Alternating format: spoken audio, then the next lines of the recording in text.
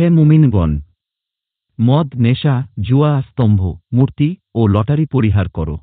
ইয়া আইয়ুহাল্লাযীনা আমানু ইন্নামাল খামরু ওয়াল মাইসিরু ওয়াল আনসাবু ওয়াল আজলামু রিজসুম মিন আমালিশ শাইতান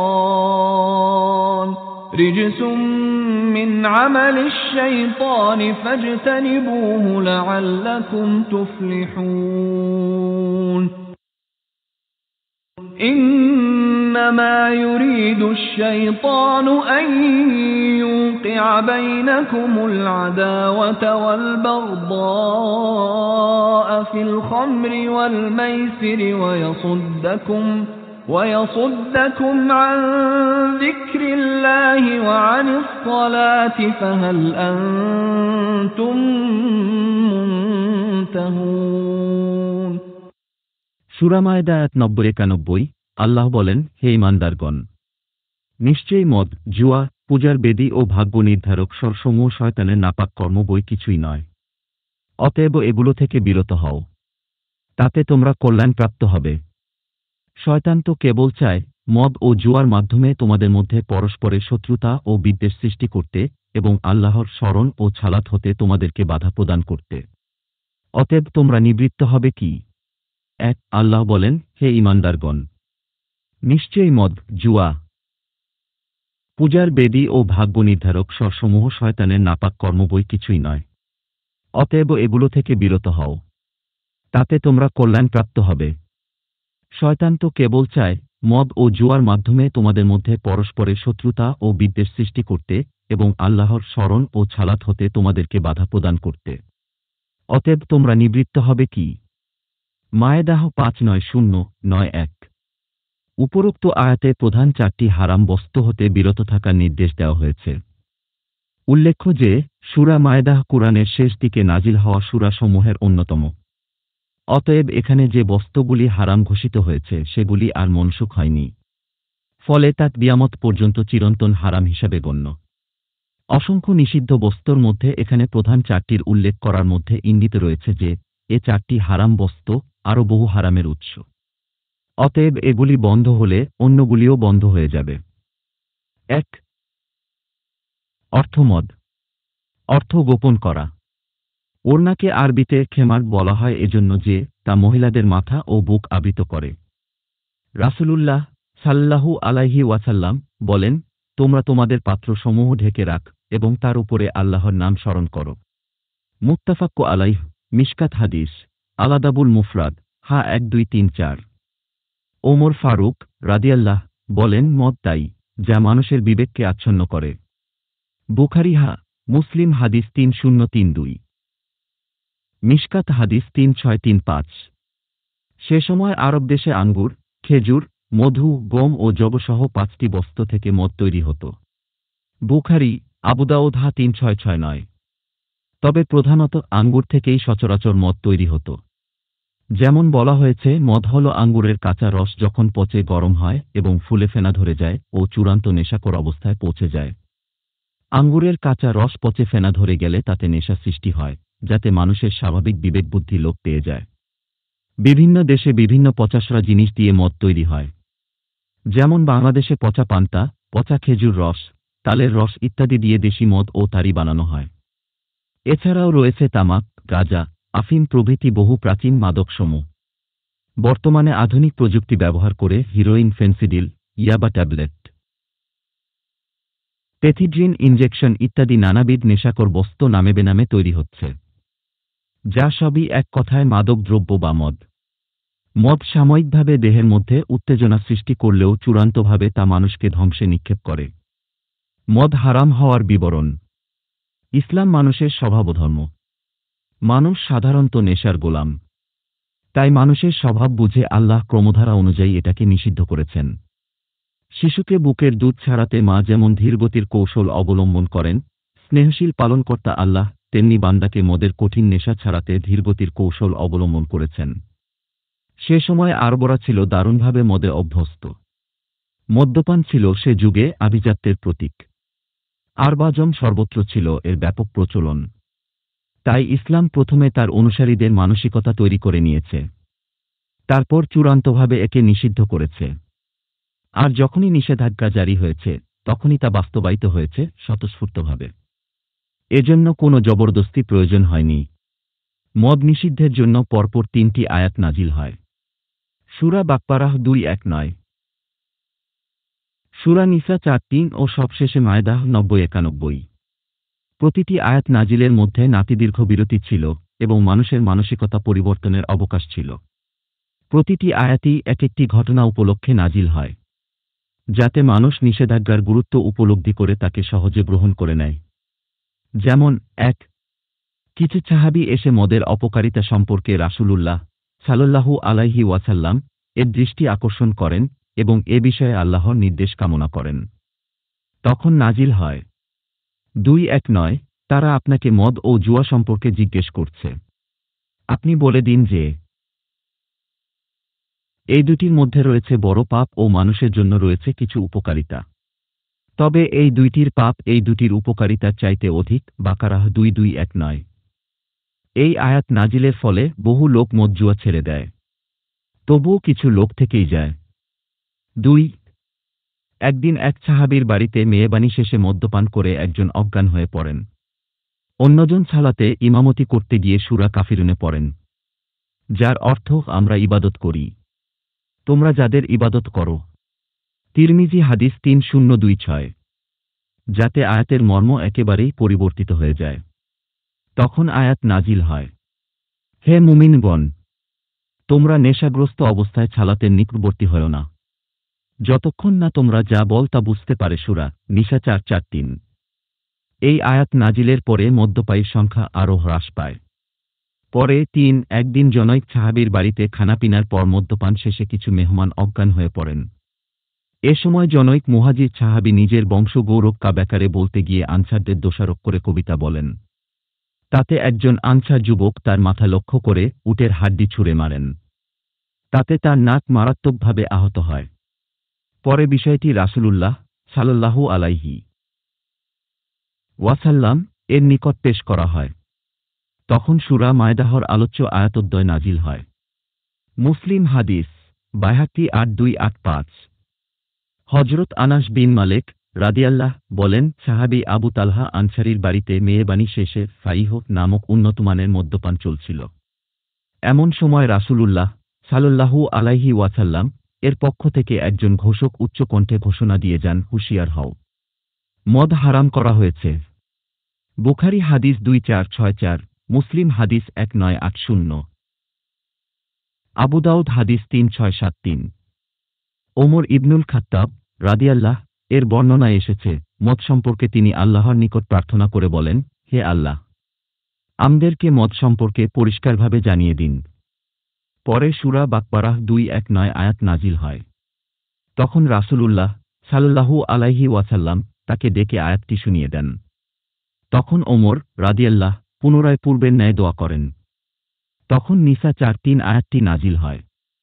তখন পূর্বের রাসূল সাল্লাল্লাহু আলাইহি ওয়াসাল্লাম তাকে ডেকে আনেন ও আয়াতটি শুনিয়ে দেন। কিন্তু ওমর রাদিয়াল্লাহ পুনরায় পূর্বের ন্যায় দোয়া করেন। তখন সূরা মায়দাহ 9:0-9:1 আয়াতদ্বয় নাজিল হয়। তখন ওমর রাদিয়াল্লাহ কে ডেকে এনে রাসূলুল্লাহ সাল্লাল্লাহু আলাইহি ওয়াসাল্লাম তাকে শুনিয়ে দেন। এবারে তিনি খুশি হয়ে বলে ওঠেন, এখন আমরা বিরত হলাম, অর্থাৎ আর দাবি করব না। আবু দাউদ হাদিস, তিরমিজি হাদিস, সহিহ হাদিস 2348। আউনুল মাবুদ হাদিস 3653, পানীয় সমূহ অধ্যায়। আবু মায়সারাহ বলেন, মদ নিষিদ্ধের আয়াত নাজিল হয়েছিল ওমর রাদিয়াল্লাহ এর কারণে। কুরতুবী মায়দাহ 9:0। তিনি বলেন, সূরা মায়দাহর অত্র আয়াতে মদ নিষিদ্ধের পক্ষে 7টি দলিল রয়েছে।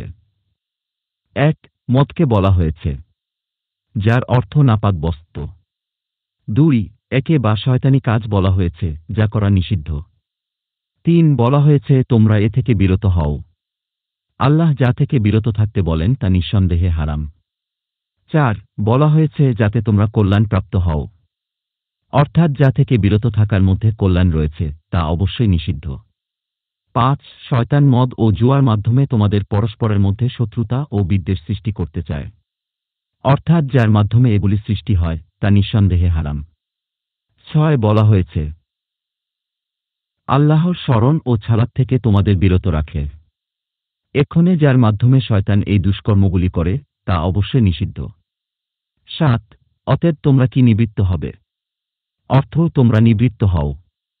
অতএব আল্লাহ স্বীয় বান্দাদের যে কাজ হতে বিরত থাকতে নির্দেশ দিয়েছেন তা নিঃসন্দেহে হারাম। আউনুল মাবুদ হাদিস 3653 এর ব্যাখ্যা। উল্লেখ্য যে সূরা নিসা 4-3 আয়াতটির শানে নুবুলে হযরত আলী রাদিয়াল্লাহ সূরা কাফিরুন যোগ বিয়োগ করে পড়েছিলেন বলে যে বর্ণনা এসেছে তাতে সনদ ও মতন দুই ক্ষেত্রেই পরস্পর বিরোধিতা রয়েছে। যেমন মুনেরি বলেন, অন্য সনদে এসেছে যে সুফিয়ান ছোরি এবং আবু জাফর রাই আত্মা ইবনুস সায়েব হতে বর্ণনা করেছেন। অথচ এখানে এসেছে সুফিয়ান ছবি আত্মা ইবনুস সায়েব থেকে বর্ণনা করেছেন। অতঃপর মতনে ইখতিলাফ এই যে আবু দাউদের বর্ণনায় হাদিস 3671 এসেছে যে আলী ও আব্দুর রহমান বিন আউফকে জনৈক আনসার সাহাবী দাওয়াত দেন। অতঃপর খানাপিনা শেষে হযরত আলী রাদিয়াল্লাহ মাগরিবের ছালাতে ইমামতি করেন ও সূরা কাফিরুনে ভুল করেন। অন্যদিকে তিরমিজির বর্ণনায় হাদিস 3026 এসেছে আব্দুর রহমান বিন আউফ আলী রাদিয়াল্লাহ কে দাওয়াত দেন, যেখানে তাকে ইমামতিতে এগিয়ে দেওয়া হয় এবং তিনি সূরা কাফিরুনে যোগ বিয়োগ পড়েন। নাসাইতে এসেছে ইমামতি করেন আব্দুর রহমান বিন আউফ রাদিয়াল্লাহ। আবু বকর আল বাজ্জারের বর্ণনায় এসেছে তারা জনৈক ব্যক্তিকে নির্দেশ দেন ও তিনি ছালাতে ইমামতি করেন। বর্ণনায় উক্ত ব্যক্তির নাম উল্লেখ করা হয়নি। অন্য হাদিসে এসেছে কওমের জনৈক ব্যক্তি এগিয়ে যান ও ইমামতি করেন। আউনুল মাবুদ হাদিস 3654 এর ব্যাখ্যা। ইবনু জারিরের বর্ণনায় এসেছে আব্দুর রহমান বিন আউফ ইমামতি করেন এবং আয়াত গোলমাল করে পড়েন, আমি ইবাদত করি যাদের তোমরা ইবাদত কর এবং তোমরা ইবাদত কর আমি যার ইবাদত করি। ইবনু জারির হাদিস 9525। তাফসির ইবনে কাছির সূরা নিসা 4-3। হাকিমের বর্ণনায় এসেছে হযরত আলী রাদিয়াল্লাহ বলেন, আমাদেরকে জনৈক আনসার ব্যক্তি দাওয়াত দেন মদ হারাম হওয়ার পূর্বে। এমন সময় মাগরিবের ছালাতের ওয়াক্ত হয়ে যায়। তখন জনৈক ব্যক্তি এগিয়ে যায় ও ছালাতে সূরা কাফিরুন পাঠ করে, কিন্তু তাতে যোগ বিয়োগ করে। তখন নাজিল হয় সূরা নিসা 4-3 আয়াতের প্রথমাংশ। ইমাম হাকিম বলেন, হাদিসটি সহিহ, কিন্তু ইমাম বুখারী ও মুসলিম তা বর্ণনা করেননি। ইমাম জাহাবিও হাদিসটিকে সহিহ বলেছেন। অতঃপর ইমাম আবু আব্দুল্লাহ হাকিম বলেন, অত্র হাদিসে বহু উপকারিতা রয়েছে। আর তা এই যে আলীর দুশমন খারেজিরা এই মাতলামি ও এই কিরাতে যোগ বিয়োগ হওয়াকে আমিরুল মুমিনিন আলী ইবনু আবি তালিব রাদিয়াল্লাহ এর দিকে সম্বন্ধ করে, অন্যের দিকে নয়। অথচ আল্লাহ তাকে এই দোষ থেকে মুক্ত করেছেন, কেননা তিনি এই হাদিসের রাবী। মুস্তাদরাকে হাকিম হাদিস 3199 23007 পৃষ্ঠ। অতএব ব্যাপারটিতে হযরত আলী রাদিয়াল্লাহ বা কোনো একজন সাহাবীকে নির্দিষ্ট করা ঠিক হবে না। 2 অর্থ জুয়া। জুয়া খেলা, অনুগত হওয়া, সহজ হওয়া, বাম দিক থেকে আসা ইত্যাদি। ওয়াজিব হওয়া অর্থ কসাই, গোশত বন্টনকারী। জাহেলি আরবে নিয়ম ছিল যে তারা উট জবেহ করত, অতঃপর তা 2-8 বা 1-0 ভাগ করত। অতঃপর তাতে তীরের মাধ্যমে লটারি করত। কোন তীর অংশহীন থাকত, কোন তীরে 2 বা 3 অংশ চিহ্ন দেওয়া থাকত। অতঃপর সেগুলি একটা পাত্রে রেখে নাড়াচাড়া করে সেখান থেকে একটা তীর বের করে নিতে বলা হতো। ফলে যার তীরে বেশি উঠত সে বেশি অংশ নিত, আর যার তীর অংশবিহীন থাকত সে খালি হাতে ঋণগ্রস্ত হয়ে ফিরে যেত। মিছবাহুল লুগাত। এভাবে তীর দ্বারা গোশতের অংশ বন্টন করা থেকেই হয়েছে। অর্থ তীরের মাধ্যমে জুয়া খেলুরে বা জুয়ারি, কুর্তুবি, সুরি বাগবারাহ 2-1 বস্তুত জুয়ার মাধ্যমে প্রতারণা করে অন্যের মাল সহজে হাসিল করা হয় বলে একে মাইসির বলা হয়। সাইদ ইবনুল মুসাইব বলেন, জাহেলি যুগে উটের গোশতের ভাগ 1টি বা 2টি বকরির বিনিময়ে বিক্রি হতো। জুহরি আরাস থেকে বর্ণনা করেন যে মাল ও ফলের ভাগও মানুষ ক্রয় করত ভাগ্য নির্ধারণী 3 নিক্ষেপের মাধ্যমে। তাফসির ইবনু কাসির। ইমাম মালেক রহমতুল্লাহ সাইদ ইবনুল মুসাইব হতে বর্ণনা করেন, রাসূলুল্লাহ সাল্লাল্লাহু আলাইহি ওয়াসাল্লাম গোশতের বিনিময়ে পশু বিক্রয় করতে নিষেধ করেছেন। মুওয়াত্তা হাদিস ৬-৪ সনদ হাসান বাইহাকী ৫-২৯৬ তিনি বলেন হাদিসটি মুরসাল সহিহ। ইমাম মালেক রহমতুল্লাহ বলেন মাইসির দুই ধরনের, একটি হল খেলাধুলা, অন্যটি হল জুয়া। খেলাধুলার মাইসির হল নার্দ, পাশা খেলা, শাতরাঞ্জ, দাবা খেলা ও সব রকমের খেলাধুলা। আর জুয়ার মাইসির হল মানুষ যেসব বিষয়ে বাজি ধরে ও জুয়া খেলে। হজরত আলী রাদিয়াল্লাহ বলেন শতরঞ্জ বা দাবা খেলা মাইসিরের অন্তর্ভুক্ত। কুরতুবী, ইবনু কাসির। রাসূলুল্লাহ সাল্লাল্লাহু আলাইহি ওয়াসাল্লাম বলেন যে ব্যক্তি নার্দশির পাশা খেল সে যেন শূকরের গোশত ও রক্তের মধ্যে নিজের হাত ডুবাল। মুসলিম হাদিস, ইবনু মাজাহ হাদিস ৩৭৬৩। মিশকাত হাদিস ৪৫০০ ছবিসমূহ অনুচ্ছেদ। তিনি বলেন যে ব্যক্তি নার্দশির খেলল সে আল্লাহ ও তার রাসূলের অবাধ্যতা করল। আবু দাউদ, ইবনু মাজাহ, মিশকাত হাদিস ৪৫০৫ সনদ হাসান। উপরোক্ত খেলা দুইটি পারস্য দেশীয়, যা আরবদের মধ্যে চালু হয়, যাতে জুয়া মিশ্রিত ছিল। মাইসির নিষিদ্ধ হওয়ার মূল কারণ হল জুয়া, যার মাধ্যমে অর্থের লোভে মানুষ ধ্বংসে নিক্ষিপ্ত হয়। এই সাথে অনর্থক খেলাধুলাকেও মাইসিরের অন্তর্ভুক্ত বলা হয়েছে। উল্লেখ্য যে খেলাধুলা বিষয়ে শরিয়াতের দৃষ্টিভঙ্গি নিম্নরূপ: ১. হারাম, যে সম্পর্কে শরিয়াতে স্পষ্ট নিষেধাজ্ঞা এসেছে, যেমন দাবা, পাশা ইত্যাদি। খ. যে খেলায় প্রাণীর ছবি, নাচ গান ও বাদ্যবাজনা থাকে। গ. যে খেলা ঝগড়া বিবাদ ও নোংরামিতে প্ররোচিত করে। ঘ. যে খেলায় অহেতুক অর্থের ও সময়ের অপচয় হয়। ২. যায় ক. সৈনিকদের কুচকাওয়াজ, অস্ত্রচালনা, তীর নিক্ষেপ ইত্যাদি। তিরমিজি, ইবনু মাজাহ, মিশকাত হাদিস ৩৮৭২ জিহাদ অধ্যায়। খ. সাঁতার কাটা, তাবারানী। সহিহ হাদিস ৩১৫। ৩. শর্তাধীনে জায়েজ, যদি ওই খেলার সাথে জুয়া যুক্ত না থাকে। খ. যদি ওই খেলা কোনো ফরজ কাজে বাধা না হয়, যেমন সালাত, সিয়াম প্রভৃতি। গ. যদি ওই খেলা কোনো ওয়াজিব কাজে বাধা না হয়, যেমন পিতামাতার আনুগত্য, পারিবারিক দায়িত্ব পালন, লেখাপড়া ও জ্ঞানার্জন প্রভৃতি। ঘ. যদি ওই খেলায় কোনো অপব্যয় না থাকে। যদি ওই খেলায় অধিক সময়ের অপচয় না হয়। চ. যদি ওই খেলা ইসলামী শালীনতা বিরোধী না হয়, যেমন হাঁটুর উপরে কাপড় তোলা, মেয়েদের প্রকাশ্যে খেলা করা ইত্যাদি। স্বাস্থ্য রক্ষার জন্য দৈনিক কিছু সময়ের জন্য শরীর চর্চা ও নির্দোষ খেলাধুলা ইসলামে যায়। এতদ্ব্যতীত স্রেফ আনন্দ ফুর্তির জন্য খেলাধুলা ইসলামে অনুমোদিত নয়। আল্লাহ বলেন যারা নিজেদের দিনকে খেলতামাশার বস্তুতে পরিণত করেছিল এবং পার্থিব জীবন যাদেরকে ভুলিয়ে রেখেছিল, আজকে আমরা তাদের ভুলে যাব, যেমন তারা এদিনের সাক্ষাতের কথা ভুলে গিয়েছিল এবং তারা আমার আয়াতসমূহকে অস্বীকার করেছিল। সূরা আরাফ ৭ আয়াত ৫-১। মদ, জুয়া নিষিদ্ধের কারণ হিসাবে সূরা মায়দাহ ৯-১ আয়াতে আল্লাহ বলেন যে শয়তানের মাধ্যমে তোমাদের পরস্পরের মধ্যে শত্রুতা ও হিংসা সৃষ্টি করে এবং আল্লাহর স্মরণ হতে ও ছালাত হতে তোমাদের বিরত রাখে। অতএব যেসব খেলা পরস্পরে শত্রুতা ও হিংসা সৃষ্টি করে এবং ছালাত ও আল্লাহর স্মরণ থেকে বিরত রাখে, সেসব খেলায় আর্থিক জুয়া থাক বা না থাক, তা অবশ্যই নিষিদ্ধ এবং তা মাইসিরের অন্তর্ভুক্ত। কাসেম বিন মুহাম্মদ বলেন, প্রত্যেক বস্তু যা আল্লাহর স্মরণ হতে এবং ছালাত হতে মানুষকে ভুলিয়ে রাখে, সেটাই মাইসির। তাফসির ইবনু কাসির। ইমাম কুরতুবী বলেন, প্রত্যেক খেলা যা আপোষে শত্রুতা ও হিংসাবিদ্বেষ সৃষ্টি করে এবং ছালাত ও আল্লাহর স্মরণ থেকে বিরত রাখে, তা মদ্যপানের ন্যায় এবং তা হারাম হওয়া ওয়াজিব। আর এটা জানা কথা যে মদ মানুষকে নেশাগ্রস্ত করে, কিন্তু জুয়া নেশাগ্রস্ত করে না।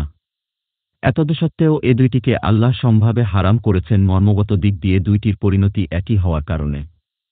দ্বিতীয়ত, স্বল্প পরিমাণ মদ মাদকতা আনে না, যেমন দাবা ও পাশা খেলা মাদকতা আনে না। তবুও অল্প পরিমাণ মদ যেমন হারাম বেশি পরিমাণের ন্যায়, ওইসব খেলাও তেমনি হারাম। তৃতীয়ত, মদ্যপানের পর মাদকতা আসে ও তা ছালাত থেকে উদাসীন করে। পক্ষান্তরে খেলা শুরুতেই উদাসীনতা আসে, যা হৃদয়ের উপর মদের ন্যায় আচ্ছন্নতা নিয়ে আসে। ফলে মদ ও খেলার ফলাফল একই হওয়ার কারণে একইভাবে দুটিকে হারাম করা হয়েছে। তাফসির কুরতুবী, মায়দাহ 9:0। অতএব উপরোক্ত শর্তাদি পাওয়া গেলে সকল ধরনের খেলাধুলা হারাম বলে গণ্য হবে। এইসব কাজে অর্থ দিয়ে, সময় ও শ্রম দিয়ে, বুদ্ধি ও পরামর্শ দিয়ে সাহায্য করা ও উৎসাহিত করা অন্যায় ও পাপাচারে সহযোগিতা করার শামিল, যা ইসলামে নিষিদ্ধ। মায়দাহ 5:2। আল্লাহ বলেন, নিশ্চয়ই তোমার কান, চোখ ও হৃদয় প্রত্যেকটি সম্পর্কে কিয়ামতের দিন তুমি জিজ্ঞাসিত হবে। বনু ইসরাইল 1:7-3-6। 3। একবচনে নিদর্শন হিসাবে দাঁড় করানো কোনো ঝান্ডা বা স্তম্ভ মিছবা একবচনে হতে পারে, যেমন অন্যত্র বলা হয়েছে, যা বেদিতে জবহ করা হয়। মায়দাহ 3। ইবনু আব্বাস, মুজাহিদ, আত্মা প্রমুখ বিদ্বানগণ বলেন, এটি হল সেই সব পাথর যেখানে জাহেলি যুগের আরবরা পশু কুরবানি করত। ইবনু কাছির। ইবনু জুরাইজ বলেন, লোকেরা মক্কায় এগুলি জবহ করত।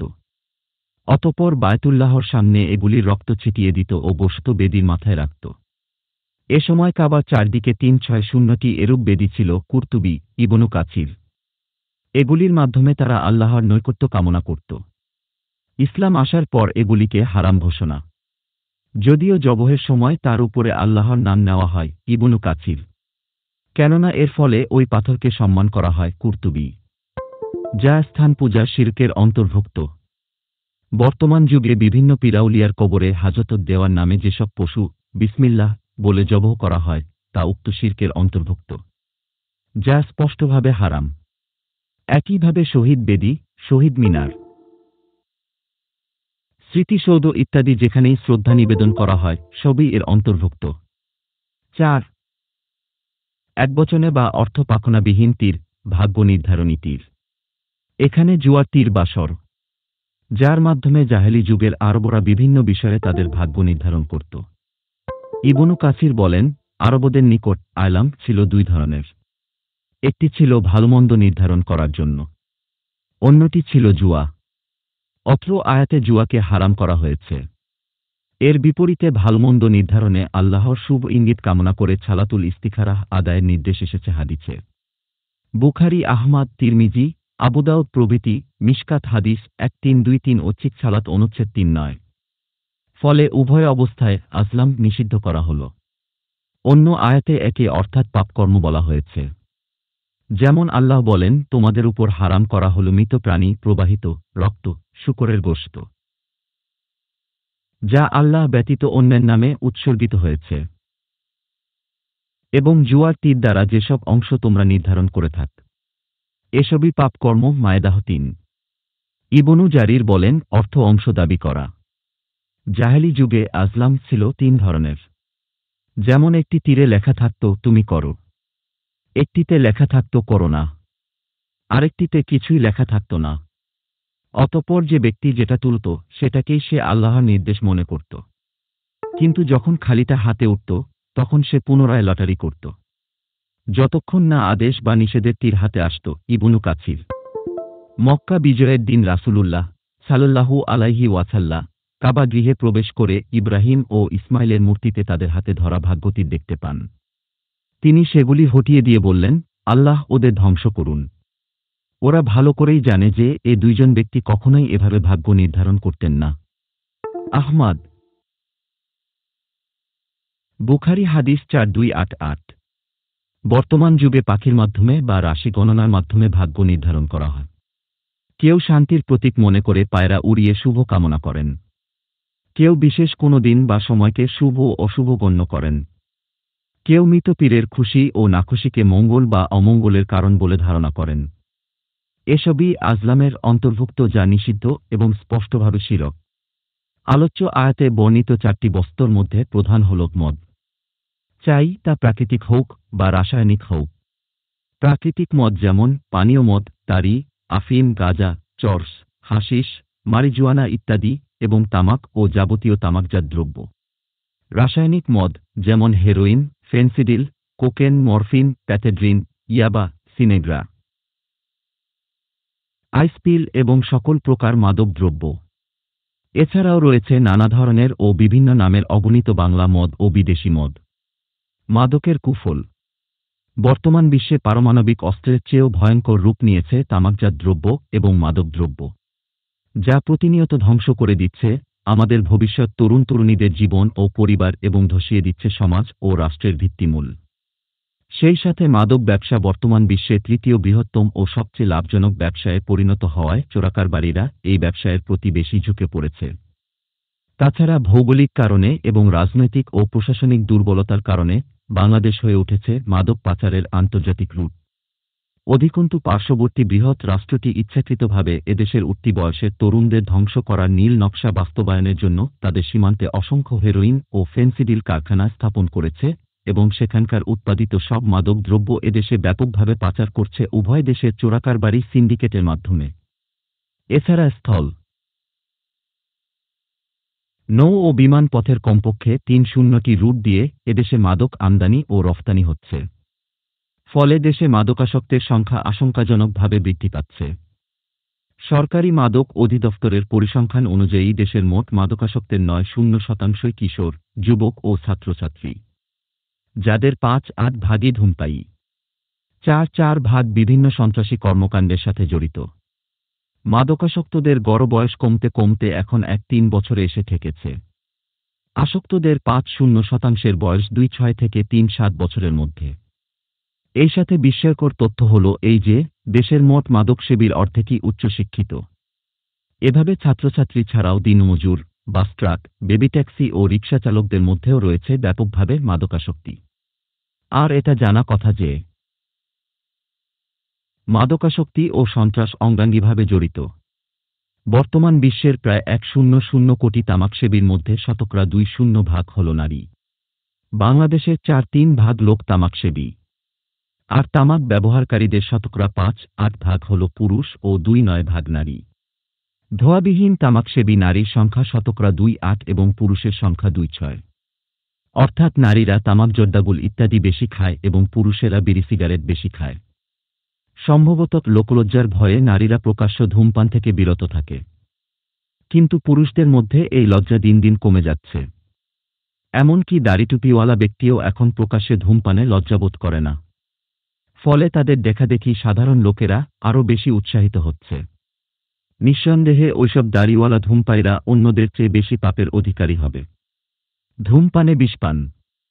কেননা বিড়ি সিগারেটের ধোঁয়ায় নিকোটিন সহ ৪০০০ এর মতো রাসায়নিক ও বিষাক্ত পদার্থ রয়েছে। যারা এগুলো খায় তারা টাকা দিয়ে স্রেফ বিষ কিনে খায়। এজন্য নিকোটিনকে খুনি বলা হয়। কেননা সে প্রথমে ধূমপায়ীর স্বাস্থ্যহানি ঘটায়, অতঃপর তাকে দ্রুত মৃত্যুর দিকে ঠেলে দেয়। অথচ গবেষণায় দেখা গেছে যে ৮ জন মাদকাসক্ত শুরুতে ধূমপানের মাধ্যমেই নেশার জগতে প্রবেশ করেছে। অনেকে শখের বশে, কেউ বন্ধুবান্ধবের চাপে, কেউ হতাশায় ভুগে। মদ ও জুয়ার মধ্যে কিছু উপকারিতা থাকার পরেও আল্লাহ তা হারাম করেছেন। অথচ তামাক ও ধূমপানে কোনোই উপকার নেই, বরং ১০০% ক্ষতি এবং সবটাই অপচয়। ধূমপায়ীরা বছরে কোটি কোটি টাকা স্রেফ ফু দিয়ে উড়িয়ে দেয়। এরা শয়তানের গোলাম। আল্লাহ বলেন, অপচয়কারীরা শয়তানের ভাই, বনু ইসরাইল ১:৭-২:৭। ফলে তামাক ও ধূমপান মদ ও জুয়ার চেয়েও নিকৃষ্ট। আর যারা এগুলি খায় তারা কতদূর জঘন্য, সহজে অনুমেয়। তামাক গাছ পরিবেশের জন্য মারাত্মক ক্ষতিকর। এই গাছ মাটির এমন কিছু উপাদানকে নষ্ট করে দেয় যা অন্যান্য ফসল ফলানোর ক্ষেত্রে বাধার সৃষ্টি করে। সকলেই জানেন যে তামাক গাছ ছাগল, কুকুর এমনকি শুকরেও খায় না, অথচ মানুষে খায়। তামাক ও ধূমপান এমন এক খাদ্য যা ক্ষুধা মেটায় না, পুষ্টিও যোগায় না, যা কেবল জাহান্নামীদের খাদ্যের সাথেই তুলনীয়। যেখানে আল্লাহ বলেছেন যা তাদের পুষ্ট করবে না, ক্ষুধাও মিটাবে না। গাশিয়াহ ৮:৮-৭। মাদকের কুফল শারীরিক, মানসিক, সামাজিক ও অর্থনৈতিক সব দিকেই রয়েছে। এর ১ শারীরিক তেসেকাও কুফলের মধ্যে প্রধান হল ফুসফুস আক্রান্ত হওয়া, ব্রঙ্কাইটিস, যক্ষা, ক্যান্সার, হৃৎপিণ্ড বড় হওয়া, হার্ট ব্লক, হার্ট অ্যাটাক ইত্যাদি। ধূমপান ও তামাকজাত দ্রব্য গ্রহণের ফলে ফুসফুস ও মুখগহ্বরের ক্যান্সার সহ ২-৫ প্রকার রোগ হওয়ার সম্ভাবনা রয়েছে। এছাড়াও ধূমপায়ীদের আশেপাশের অধূমপায়ীগণ ওসব রোগ হওয়ার ৩-০% ঝুঁকির মধ্যে থাকে। ক্ষোভ, পাকস্থলী ও পরিপাকতন্ত্র আক্রান্ত হওয়া, ফলে অরুচি, অ্যাসিডিটি, আমাশয়, আলসার, কোষ্ঠকাঠিন্য, কোলন ক্যান্সার ইত্যাদি রোগ হয়।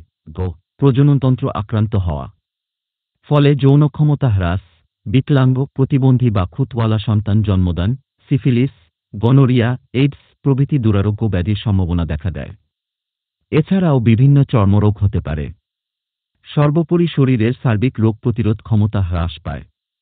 ফলে যে কোনো সময় যে কোন ধরনের জীবাণু দ্বারা সহজেই একজন মাদকসেবী আক্রান্ত হয়। অনেক মাদকদ্রব্য আছে যা সেবনে কিডনি বিনষ্ট হয়, মস্তিষ্কের লক্ষ লক্ষ সেল ধ্বংস হয়ে যায়। কোনো চিকিৎসার মাধ্যমে যা সারানো সম্ভব হয় না। এর ফলে লিভার সিরোসিস রোগের সৃষ্টি হয়, যার চিকিৎসা দুরূহ। বিশেষজ্ঞদের মতে মাদক ও ভেজাল খাদ্যের কারণেই মরণব্যাধি লিভার ও ব্লাড ক্যান্সার ছড়িয়ে পড়ছে দ্রুত বেগে। ফলে এখনই বাংলাদেশে প্রায় 1 কোটি লোক ক্যান্সারের আক্রান্ত। অতএব সাবধান। 2. মানসিক মেন্টাল। মাদকের প্রভাবে মস্তিষ্কের নিয়ন্ত্রণ ক্ষমতা ক্ষতিগ্রস্ত হয়। ফলে তার মধ্যে পাগলামি, অমনোযোগিতা, দায়িত্বহীনতা, অলসতা, উদ্যমহীনতা, স্মরণশক্তি হ্রাস, অস্থিরতা, খিটখিটে মেয়াজ, আপনজনের প্রতি অনাগ্রহ এবং স্নেহ ভালোবাসা কমে যাওয়া ইত্যাদি আচরণ প্রতিভাত হয়। 3. সামাজিক সোশ্যাল। প্রাথমিকভাবে তার বন্ধুদের সাথে দূরত্ব সৃষ্টি হয়। বড়দের প্রতি শ্রদ্ধাবোধ ও ছোটদের প্রতি স্নেহ কমে আসে। অতঃপর সে ক্রমে নানাবিধ অসামাজিক কার্যকলাপে জড়িয়ে পড়ে। সে যে কোনো সুযোগে অপরাধ জগতে প্রবেশ করে। হেন কোনো অপকর্ম নেই যা তার দ্বারা সাধিত হয় না। দুষ্ট লোকেরা টাকার বিনিময়ে সর্বদা এদেরকেই ব্যবহার করে থাকে। এরা সর্বদা মানুষের ঘৃণা কুড়ায় ও সমাজে নিগৃহীত হয়। 4. অর্থনৈতিক ইকোনমিক। বিশ্বব্যাংকের হিসাব মতে প্রতি বছর কেবল তামাকের কারণে বিশ্বব্যাপী $200 বিলিয়ন, 16200 বিলিয়ন টাকা ক্ষতি হয়। 2005 সালের হিসাব অনুযায়ী যুক্তরাষ্ট্রে তামাক ও তামাকজাত পণ্যের বিজ্ঞাপনে $1300 কোটি বেশি ব্যয় হয়। বিশ্ব স্বাস্থ্য সংস্থা WHO এর হিসাব মতে বিশ্বে প্রতিদিন 4,000 লোক তামাকজনিত কারণে এবং বছরে 50 লক্ষ লোক ধূমপানের কারণে মারা যায়। সম্প্রতি ইংল্যান্ডের একটি পরিসংখ্যানে দেখা গেছে যে প্রতি বছর মাদকদ্রব্য, খুন, রাহাজানি, আত্মহত্যা, সড়ক ও বিমান দুর্ঘটনা ও অন্যান্য কারণে মৃত্যু সংখ্যার চেয়ে কয়েক গুণ বেশি মৃত্যু হয় ধূমপানের কারণে। উপরে বর্ণিত শুধুমাত্র তামাকজনিত মাদকের ক্ষতির হিসাবের সাথে অন্যান্য মাদক দ্রব্য ও জুয়ার হিসাব যোগ করলে দেখা যাবে যে বিশ্বের সকল আর্থিক ক্ষতির মধ্যে সিংহভাগ ক্ষতি হয় মদ ও জুয়ার কারণে। বর্তমান যুগে ক্রিকেট জুয়া যার শীর্ষে অবস্থান করছে। অথচ মানুষ যদি আল্লাহর নিষেধাজ্ঞা মানত, তাহলে তারা এই চূড়ান্ত ক্ষতির হাত থেকে বেঁচে যেত। মাদক ও ধূমপান বিষয়ে সারি নির্দেশ। আল্লাহ বলেন, নিরক্ষর নবী মুহাম্মদ মানুষের জন্য সকল পবিত্র বস্তু হালাল করেন এবং সকল নোংরা বস্তু হারাম করেন। সূরা আরাফ 7 আয়াত 157। মাদক ও ধূমপান নিঃসন্দেহে খবিচ ও ক্ষতিকর বস্তু, অতএব তা হারাম। যারা বলেন তামাক, জর্দা, গুল, বিড়ি, সিগারেট হারাম হওয়ার কথা স্পষ্টভাবে কুরআনে নেই, অতএব তা হালাল কিংবা খুব বেশি হলে মাকরুহ, যা খেতে বাধা নেই। এদের উদাহরণ ওই ডায়াবেটিস রোগীর মতো যে ডাক্তারের নিষেধাজ্ঞার ভয়ে চিনি খায় না, কিন্তু রসগোল্লা ছাড়ে না। আসলে বিড়ি, সিগারেট ও তামাক, জর্দা এইসব লোকদের বুদ্ধি বিভ্রম ঘটিয়ে দিয়েছে। সে কারণ এরা জ্ঞান থাকতেও জ্ঞানহীন। আল্লাহ বলেন, তোমরা নিজেদেরকে ধ্বংসে নিক্ষেপ করো না। সূরা বাকারা 2 আয়াত 195। মাদক ও তামাকজাত দ্রব্যের চাইতে মানুষকে ধ্বংসে নিক্ষেপকারী আর কোনো বস্তু আছে? অতএব হে মানুষ, তোমার পালনকর্তার কঠোর নির্দেশ মেনে চলো। মাদক ও তামাক ছেড়ে দাও। আল্লাহর নিকট তওবা করো। সুস্থ জীবনে ফিরে এসো। রাসূলুল্লাহ সাল্লাল্লাহু আলাইহি ওয়াসাল্লাম বলেন, আল্লাহ তোমাদের 3টি ব্যাপারে ক্রুদ্ধ হন: অনর্থক কথাবার্তা, অধিক হারে প্রশ্ন করা, মাল সম্পদ নষ্ট করা। মুসলিম হাদিস 4578। আহমদ 9034। তামাক সেবন ও ধূমপানে স্রেফ মাল বিনষ্ট হয়, অতএব তা হারাম। 2. তিনি বলেন, যে ব্যক্তি আল্লাহ ও আখেরাতে বিশ্বাস রাখে সে যেন প্রতিবেশীকে কষ্ট না দেয়। বুখারী হাদিস 6018। ধূমপায়ী তার স্ত্রী, সন্তান, সহযাত্রী, বন্ধুবান্ধব ও আশেপাশের লোকদের কষ্ট দেয় ও তাদের ক্ষতি করে। চিকিৎসা বিজ্ঞানীদের মতে ধূমপায়ী নিজে এবং তার অধূমপায়ী সাথী সেকেন্ড হ্যান্ড স্মোকার সমানভাবে ক্ষতিগ্রস্ত হয়। তিনি বলেন, ক্ষতিগ্রস্ত হয়েও না এবং অন্যের ক্ষতি করো না। ইবনু মাজাহ হাদিস 2340। সহিহাহ হাদিস 250। ধূমপায়ীরা সর্বদা নিজের ও অন্যের স্বাস্থ্যের ক্ষতি করে, অতএব তা নিঃসন্দেহে হারাম। 4 রাসূলুল্লাহ সাল্লাল্লাহু আলাইহি ওয়াসাল্লাম বলেন, হালাল স্পষ্ট ও হারাম স্পষ্ট। এ দুইয়ের মধ্যে রয়েছে সন্দেহপূর্ণ বিষয়াবলী, যা অনেক মানুষ জানে না। অতএব যে ব্যক্তি সন্দিগ্ধ বিষয়সমূহ পরিহার করল, সে তার দিন ও সম্মান রক্ষা করল। আর যে ব্যক্তি সন্দিগ্ধ বিষয়ে লিপ্ত হল, সে হারামে লিপ্ত হল। মুত্তাফাকু আলাইহ, মিশকাত হাদিস 2762 ক্রয় বিক্রয় অধ্যায়। 5 তিনি বলেন, তুমি সন্দিগ্ধ বিষয় ছেড়ে নিঃসন্দেহ বিষয়ের দিকে ধাবিত হও। আহমাদ, তিরমিজি, নাসাই, মিশকাত হাদিস 2773। অতএব হে অজুহাত দানকারী তামাকসেবী ও অতি যুক্তিবাদী ধূমপায়ী, ফিরে এসো আল্লাহর পথে, তওবা করো খালেছভাবে। মাদক নিষিদ্ধ বিষয়ে রাসূলুল্লাহ সাল্লাল্লাহু আলাইহি ওয়াসাল্লাম এর বাণীসমূহ। 1 জাবের রাদিয়াল্লাহ হতে বর্ণিত রাসূলুল্লাহ সাল্লাল্লাহু আলাইহি ওয়াসাল্লাম বলেন, প্রত্যেক নেশাকর বস্তু হারাম। মুসলিম, মিশকাত হাদিস 3639 দণ্ডবিধি সমূহ অধ্যায় 17 অনুচ্ছেদ 6। 2 আয়েশা রাদিয়াল্লাহ হতে বর্ণিত রাসূলুল্লাহ সাল্লাল্লাহু আলাইহি ওয়াসাল্লাম বলেন, প্রত্যেক পানীয় যা নেশাগ্রস্ত করে তা হারাম। মুত্তাফাকু আলাইহ, মিশকাত হাদিস 3637। 3 জাবের রাদিয়াল্লাহ হতে বর্ণিত রাসূলুল্লাহ সাল্লাল্লাহু আলাইহি ওয়াসাল্লাম ইরশাদ করেন, যার বেশিতে মাদকতা আনে তার অল্পটাও হারাম। তিরমিজি, আবু দাউদ, ইবনু মাজাহ, মিশকাত হাদিস 3645। 4 আবু দারদা রাদিয়াল্লাহ বলেন, আমার বন্ধু মুহাম্মদ আমাকে ওসিয়ত করেছেন যে, তুমি আল্লাহর সাথে কাউকে শরীক করবে না, যদিও তোমাকে কেটে টুকরা টুকরা করা হয় বা আগুনে পুড়িয়ে জ্বালিয়ে দেওয়া হয়। তুমি ইচ্ছাকৃতভাবে ছালাত ত্যাগ করবে না, কেননা যে ব্যক্তি ইচ্ছাকৃতভাবে ছালাত ত্যাগ করে তার উপর থেকে আল্লাহর জিম্মাদারি উঠে যায়। আর তুমি মদ্যপান করবে না, কেননা মদ হল সকল অনিষ্টের মূল। ইবনু মাজাহ, সনদ হাসান, মিশকাত হাদিস 580 ছালাত অধ্যায়। 5 আনাস রাদিয়াল্লাহ বলেন, রাসূলুল্লাহ সাল্লাল্লাহু আলাইহি ওয়াসাল্লাম মদের সাথে সম্পৃক্ত 10 ব্যক্তিকে লানত করেছেন। 1 মদ প্রস্তুতকারী, 2 মদের ফরমায়েশ দানকারী, 3 মদ পানকারী, 4 মদ বহনকারী, 5 যার প্রতি মদ বহন করা হয়, 6 যে মদ পান করায়, 7 মদ বিক্রেতা, 8 মদের মূল্য ভোগকারী, 9 মদ ক্রয়কারী, 10 যার জন্য মদ ক্রয় করা হয়। তিরমিজি, ইবনু মাজাহ, মিশকাত হাদিস 2776। মদ্যপানের দুনিয়াবি শাস্তি। জাবের রাদিয়াল্লাহ হতে বর্ণিত রাসূলুল্লাহ সাল্লাল্লাহু আলাইহি ওয়াসাল্লাম বলেন, যে ব্যক্তি মদ পান করে তাকে বেত্রাঘাত কর। যদি চতুর্থবার পান করে তবে তাকে হত্যা করো। তিনি বলেন, পরে অনুরূপ একজন ব্যক্তিকে রাসূল সাল্লাল্লাহু আলাইহি ওয়াসাল্লাম এর নিকট আনা হলে তিনি তাকে প্রহার করেন, কিন্তু হত্যা করেননি। তিরমিজি হাদিস 1444, নাসাই, মিশকাত হাদিস 3617। খোশায়েব বিন ইয়াইদ রাদিয়াল্লাহ বলেন, রাসূলুল্লাহ সাল্লাল্লাহু আলাইহি ওয়াসাল্লাম এর যুগে এবং আবু বকর ও ওমরের যুগের প্রথম দিকে কোনো মদ্যপায়ী আসামি এলে তাকে আমরা হাত দিয়ে, চাদর দিয়ে, জুতা ইত্যাদি দিয়ে পিটাতাম। অতঃপর ওমরের যুগের শেষ দিকে তিনি 40 বেত্রাঘাত করেন, কিন্তু যখন মদ্যপান বৃদ্ধি পেতে থাকে তখন তিনি 80 বেত্রাঘাত করেন। বুখারী, মিশকাত হাদিস 3616। অন্য বর্ণনায় লাঠি ও কাঁচা খেজুর ডালের কথা এসেছে। এমনকি আল্লাহর রাসূল সাল্লাল্লাহু আলাইহি ওয়াসাল্লাম নিজে তার মুখে মাটি ছুঁয়ে মেরেছেন সে কথাও এসেছে। আবু দাউদ হাদিস, মিশকাত হাদিস 3620। উল্লেখ্য যে অবিবাহিত জেনাকারের শাস্তি 100 বেত্রাঘাত কুরআন দ্বারা নির্ধারিত। সূরা নূর 242। মুত্তাফাকু আলাইহ, মিশকাত হাদিস 3555, 58 দণ্ডবিধি সমূহ অধ্যায়। সে কারণেই মদ্যপানের শাস্তি তার নিচে রাখা হয়েছে। এটির পরিমাণ আদালতের এখতিয়ারাধীন বিষয়। আদালত মদ্যপায়ীর পাপের মাত্রা বুঝে শাস্তির মাত্রায় কম বেশি করতে পারেন। সঙ্গে সঙ্গে এটা জানা আবশ্যক যে ইসলামী দণ্ডবিধির লক্ষ্য হল ব্যক্তি ও সমাজ সংশোধন।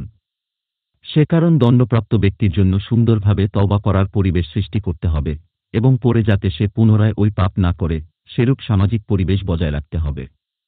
একবার অপরাধী সাব্যস্ত হলে সে যেন সারা জীবন আইনের চোখে দাগী অপরাধী হিসাবে গণ্য না হয়। আবু হুরায়রা রাদিয়াল্লাহ বলেন, একবার এক মদ্যপায়ীকে আনা হলে রাসূলুল্লাহ সাল্লাল্লাহু আলাইহি ওয়াসাল্লাম তাকে মারার জন্য আমাদের হুকুম দিলেন। তখন আমাদের মধ্যে কেউ তাকে হাত দিয়ে, কেউ কাপড় দিয়ে, কেউ জুতা দিয়ে মারল। অতঃপর তিনি বললেন, ওকে তোমরা তিরস্কার করো। তখন লোকেরা তাকে উদ্দেশ্য করে বলতে লাগল, তুমি কি আল্লাহকে ভয় করো না? তুমি কি আল্লাহর শাস্তির ভয় পাও না? আল্লাহর রাসূল থেকে কি তুমি লজ্জাবোধ করো না? ইত্যাদি। অতঃপর যখন লোকটি ফিরে যাচ্ছিল তখন একজন লোক বলে ফেলল, আল্লাহ তোমাকে লাঞ্ছিত করুন। একথা শুনে আল্লাহর রাসূল সাল্লাল্লাহু আলাইহি ওয়াসাল্লাম বলে উঠলেন, তোমরা এরূপ বলো না। তোমরা তার উপরে শয়তানকে সাহায্য করো না। বরং তোমরা বলো, হে আল্লাহ, তুমি তাকে ক্ষমা করো। হে আল্লাহ, তুমি তাকে রহম করো। আবু দাউদ মিশকাত হাদিস 3621। বুখারী মিশকাত হাদিস 3626। অনুরূপ বারবার মদ্যপানের শাস্তিপ্রাপ্ত এক ব্যক্তিকে জনৈক ব্যক্তি অভিসম্পাত করলে আল্লাহর রাসূল সাল্লাল্লাহু আলাইহি ওয়াসাল্লাম তাকে বলেন, তোমরা ওকে অভিসম্পাত করো না। আল্লাহর কসম, আমি জানি সে আল্লাহ ও তার রাসূলকে ভালোবাসে। বুখারী মিশকাত হাদিস 3625।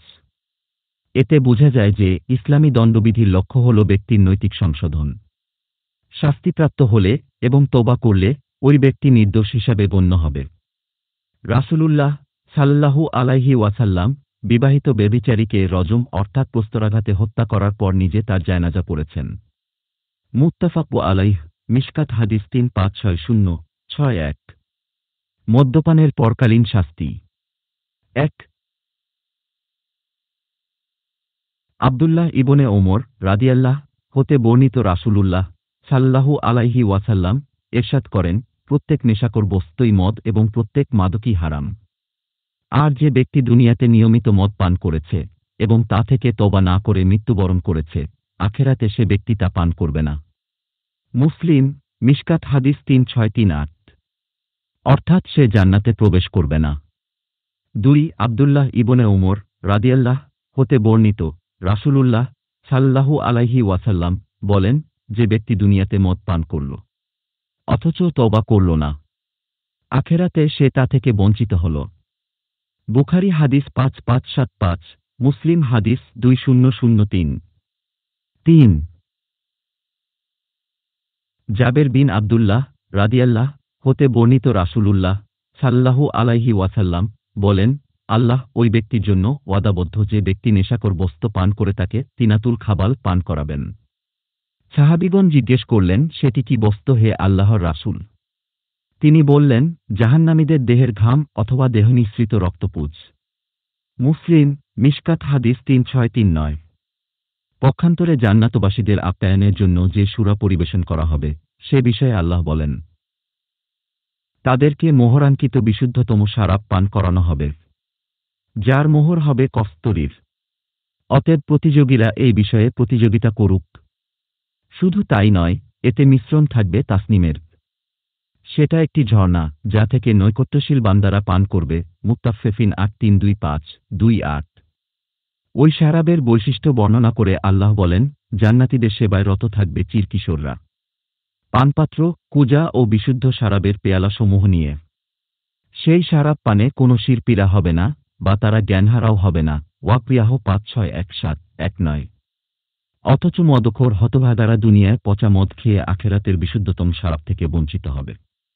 হ্যাঁ, দুনিয়ায় এইসব পচাসরা মদতারি খেয়ে অভ্যস্তদের জন্য জাহান্নামেও অনুরূপ দেহ নিঃসৃত পচা রক্তপুঞ্জ পানীয় হিসাবে খেতে দেওয়া হবে। যেমন আল্লাহ বলেন, সেদিন তারা সেখানে কোনরূপ শীতলতা কিংবা কোনো পানীয় পাবে না। ফুটন্ত পানি ও দেহ নিঃসৃত রক্ত ও পুঁজ ব্যতীত সূরা নাবা 7-8 সূরা হাকবাহ 6936। মুসলিম, মিশকাত হাদিস 3639। আর খাদ্য হিসাবে তারা পাবে তীব্র যন্ত্রণাদায়ক ও বিষাক্ত কাঁটাযুক্ত জাক্কুম বৃক্ষ, ওয়াকিয়াহ 5652, ও বিষাক্ত কাঁটাযুক্ত শুকনাজরি ঘাস, যা তাদেরকে পুষ্ট করবে না, ক্ষুধাও মেটাবে না। গাশিয়াহ 8867। অতএব হে মাদকাসক্ত হতভাগা, যে কোনো মুহূর্তে পরকালের ডাক এসে যাবে, আর শুরু হবে কবরে যন্ত্রণাদায়ক শাস্তি। অতএব দুনিয়ার এই সাময়িক ফুর্তি ছেড়ে দাও, খালেছ তওবা করে ফিরে যাও তোমার পালনকর্তা আল্লাহর দিকে। তিনি তোমার তওবা কবুল করবেন। এই তওবার বিনিময়ে তুমি পেতে পার জান্নাতের বিশুদ্ধতম শরাব। আল্লাহ তোমাকে তওবা করার তৌফিক দান করুন। আমিন। 2 শাস্তি। আব্দুল্লাহ ইবনে ওমর রাদিয়াল্লাহ হতে বর্ণিত, রাসূলুল্লাহ সাল্লাল্লাহু আলাইহি ওয়াসাল্লাম বলেন, যে ব্যক্তি একবার মদ্যপান করে আল্লাহ 40 দিন পর্যন্ত তার সালাত কবুল করেন না, অর্থাৎ সে সালাতের ছোয়াব পায় না। এভাবে পরপর 3 দিন যদি সে মদ পান করে ও 3 বার তওবা করে, তবু আল্লাহ তার তওবা কবুল করেন। কিন্তু চতুর্থবার যদি সে মদ পান করে, তাহলে তার 40 দিনের সালাত তো কবুল হয় না, উপরন্তু তার তওবা আর কবুল হবে না। এছাড়া পরকালে আল্লাহ তাকে নাহরে খাবাল অর্থাৎ জাহান্নামীদের দেহনিঃসৃত রক্ত ও পুজের দুর্গন্ধময় নদী হতে পান করাবেন। তিরমিজি, মিশকাতহা 364344। আর মদ খাওয়াটাই হলো এর কারণ।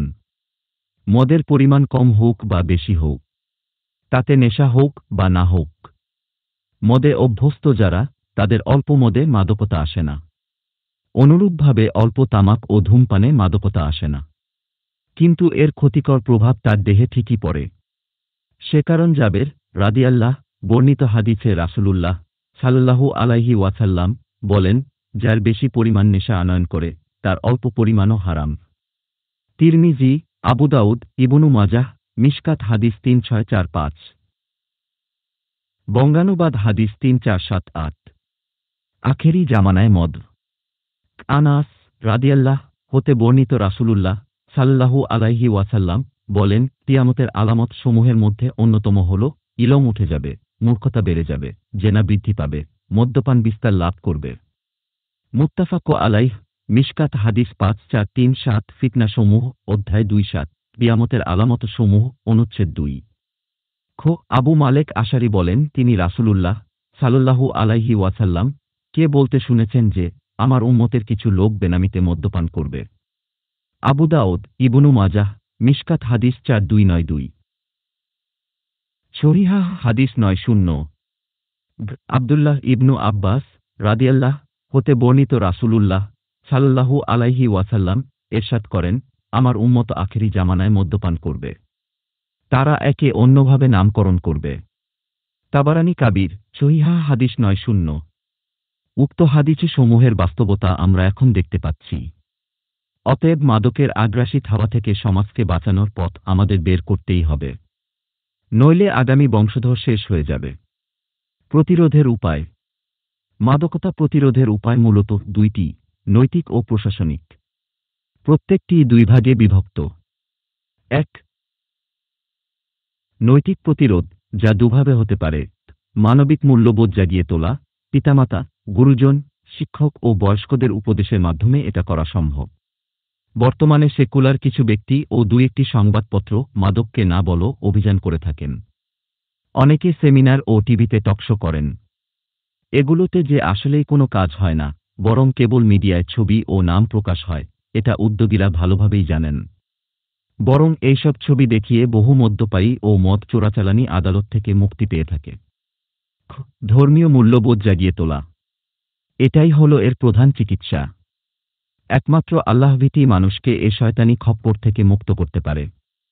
আখেরাতে জবাবদিহিতা এবং জাহান্নামের কঠিন শাস্তির ভয় মানুষকে মাদকের কুহক থেকে দ্রুত মুক্তি দিতে পারে। মদ নিষিদ্ধের আয়াত নাজিল হওয়ার পর মুসলমানদের অবস্থা কিরূপ পরিবর্তিত হয়েছিল, একটু পরেই আমরা তা বিস্তারিত তুলে ধরব ইনশাআল্লাহ। 2. প্রশাসনিক প্রতিরোধ। নৈতিক চিকিৎসার পাশাপাশি প্রশাসনিক প্রতিরোধ অবশ্যই জরুরি। এটি 2 ভাবে হতে পারে। 1. রাষ্ট্রীয় এবং 2 সামাজিক। রাষ্ট্রীয়, রাসূলুল্লাহ সাল্লাল্লাহু আলাইহি ওয়াসাল্লাম এজন্য প্রথম দিকে মদ্যপায়ীকে সর্বসমক্ষে হাত দিয়ে, খেজুরের ডাল দিয়ে বা জুতা দিয়ে মারতে বলতেন ও তাকে তিরস্কার ও নিন্দা করতে বলতেন, যাতে সে লজ্জিত হয় ও ভীত হয়।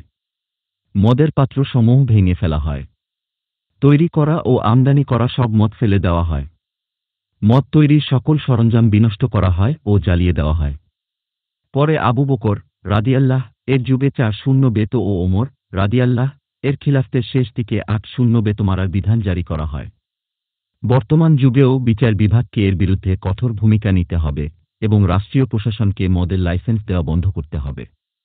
সাথে সাথে মদ তৈরি, সেবন, বহন ও তামাক গাঁজা ইত্যাদির উৎপাদন ও তামাকজাত দ্রব্যের বিপণন কঠোরভাবে নিষিদ্ধ করতে হবে। খুব সামাজিক প্রতিরোধ, মানুষ সামাজিক জীব।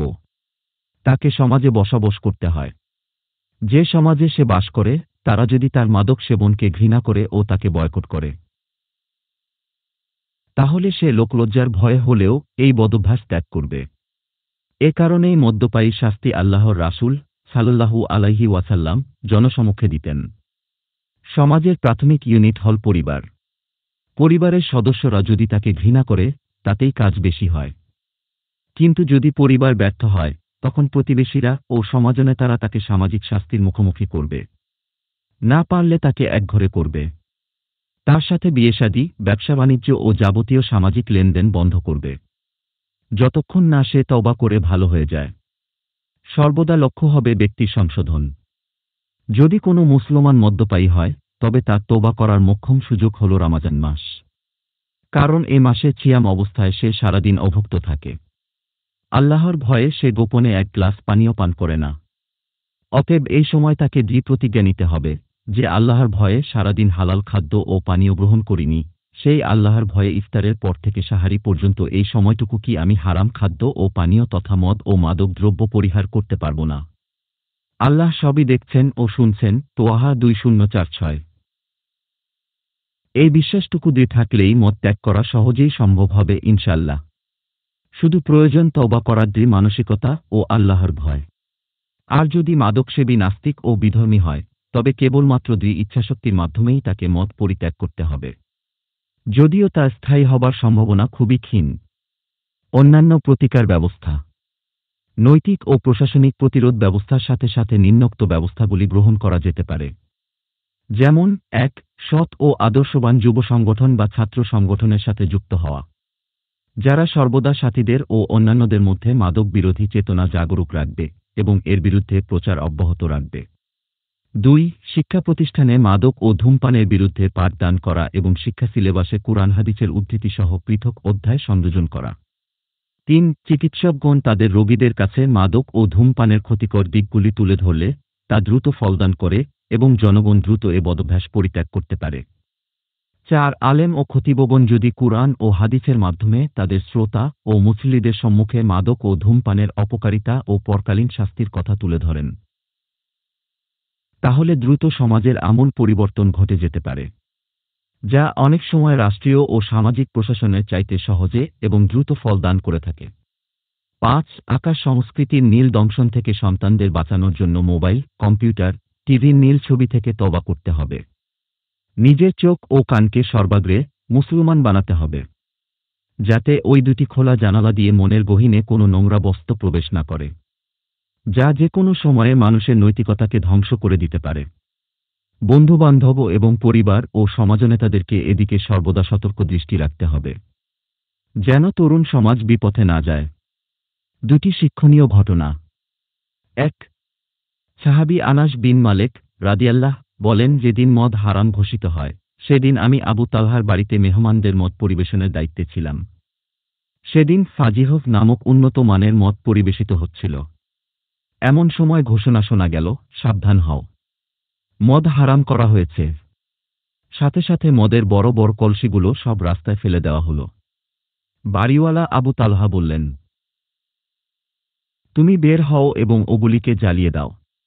তখন আমি সব জ্বালিয়ে দিলাম। এ সময় মদিনার অলিগলিতে মদের স্রোত বয়ে গেল।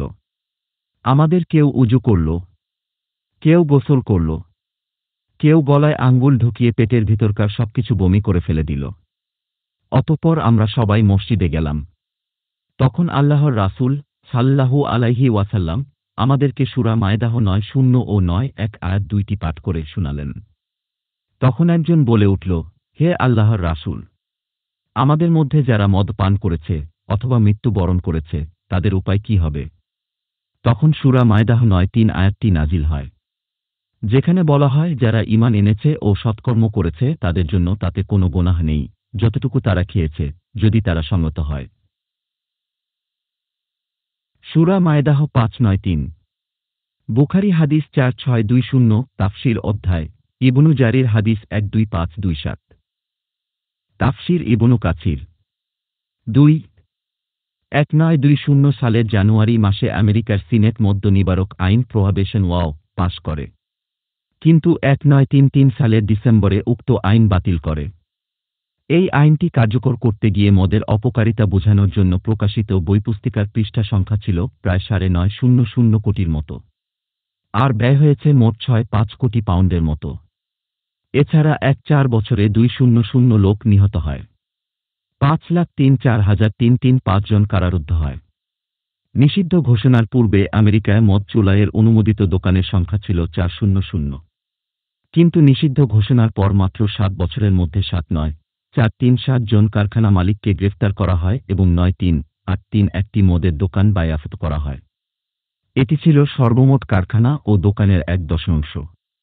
কেবল নিউ ইয়র্ক শহরেই নিষিদ্ধ ঘোষণার পূর্বে, যেখানে মদ্যপানে রোগাক্রান্তের সংখ্যা ছিল 3,741 জন ও মৃতের সংখ্যা ছিল 2,502 জন, সেখানে নিষিদ্ধ ঘোষণার পরে 1926 সালে রোগাক্রান্তের সংখ্যা দাঁড়ায় 1,000-এ এবং মৃতের সংখ্যা 7,500-এ পৌঁছে যায়। এতবৃদ্ধি দেশে চুরি ডাকাতি, ছিনতাই রাহাজানি, জেনা ব্যভিচার ও সন্ত্রাস এত বেড়ে যায় যে 1933 সালের সরকারি রিপোর্ট অনুযায়ী আমেরিকার প্রতি 3 জনে একজন পেশাদার অপরাধী। তবে হত্যাকাণ্ডের অপরাধ আরও বেড়ে 3.3% উন্নীত হয়েছে। প্রিয় শ্রোতাগণ, পৃথিবীর 2 গোলার্ধের 2টি সমাজচিত্র সামনে রাখুন ও 2টি সংস্কার প্রচেষ্টার মূল্যায়ন করুন। প্রথমটি হল খ্রিস্টীয় 7ম শতাব্দীর প্রথমার্ধের ঘটনা, যখনকার মানুষ নারী ও মদে চুর হয়ে থাকত। আরবি ভাষায় কেবল মদের 250টির মতো শব্দ ছিল।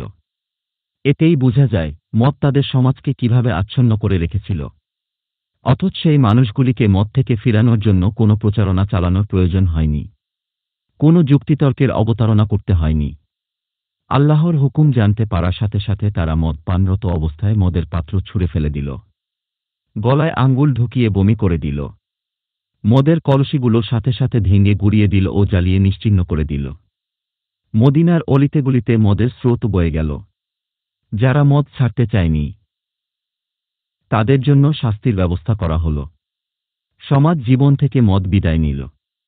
অথচ আধুনিক সভ্যতার কেন্দ্রস্থল বলে খ্যাত আমেরিকার গৃহীত বিশ্ব ইতিহাসের বৃহত্তম সংস্কার প্রচেষ্টা একেবারেই নিষ্ফল প্রতিপন্ন হল, কারণ এটা ছিল স্রেফ জনমতের উপর নির্ভরশীল, যা সদা পরিবর্তনশীল। এখানে চিরস্থায়ী কোনো এলাহী নির্দেশনা ছিল না। আখেরাতে মুক্তি ও চির শান্তির কোনো গ্যারান্টি সেখানে ছিল না। ফলে স্রেফ দুনিয়াবি স্বার্থে গৃহীত এই বৃহত্তম দুনিয়াবি প্রচেষ্টা দুনিয়া পূজারী নেতাদের হাতেই ব্যর্থ হল। 14 বছর পূর্বে তারা যেটাকে হারাম ঘোষণা করেছিল, তারাই তাকে পুনরায় হালাল করল। গণতন্ত্রের কাছে স্থায়ী সত্য বলে কিছু নেই। নফসরূপী শয়তানের পূজা করাই এর ধর্ম। আর মদ হল শয়তানের সবচেয়ে বড় বাহন। উম্মুল ফাওয়াহেশ 1। মদকে রাসূলুল্লাহ সাল্লাল্লাহু আলাইহি ওয়াসাল্লাম উম্মুল ফাওয়াহেশ বা সকল নির্লজ্জতার উৎস বলেছেন। আব্দুল্লাহ ইবনে আব্বাস রাদিয়াল্লাহু বলেন, আমি রাসূলুল্লাহ সাল্লাল্লাহু আলাইহি ওয়াসাল্লাম কে বলতে শুনেছি যে মদ হল সকল নির্লজ্জতার উৎস এবং সকল পাপের মধ্যে সবচেয়ে বড় পাপ।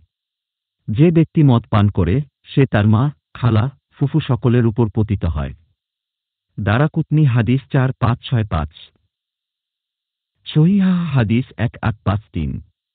2 উক্ত মর্মে হযরত ওসমান গনি রাদিয়াল্লাহু থেকে বর্ণিত হয়েছে, তিনি বলেন, তোমরা মদ থেকে বেঁচে থাকো, কেননা এটি হল সকল নিকৃষ্ট কর্মের উৎস। মনে রেখো তোমাদের পূর্বেকার একজন সাধু ব্যক্তি সর্বদা ইবাদতে রত থাকত এবং লোকালয় থেকে দূরে থাকত। একদা এক বেশ্যা মেয়ে তাকে প্রলুব্ধ করল।